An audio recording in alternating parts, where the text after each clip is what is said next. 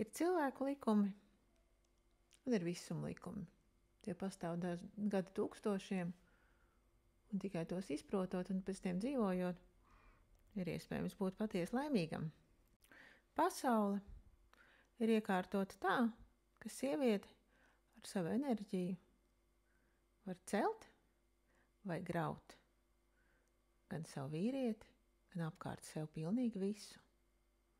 Man ļoti patīk salīdzinājums, ka vīrietis ir kā mobilais telefons, savukārt sieviete kā programmatūra, kas uztur šī telefona darbību.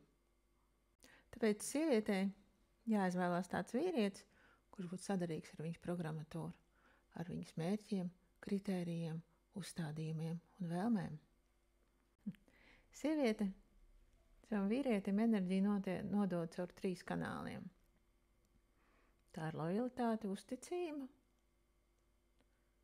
Tās ir viņas iekšējās programmas, šie kritēriji un mērķi. Un tā ir seksualitāte.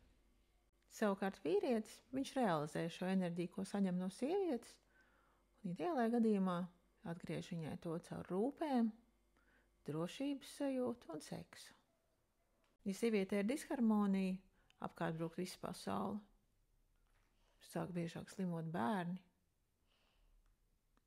Un otrādi, ja sieviete ir harmonijā, iekšējā mierā ar sevi, tad apkārt viss ceļ un plaukst.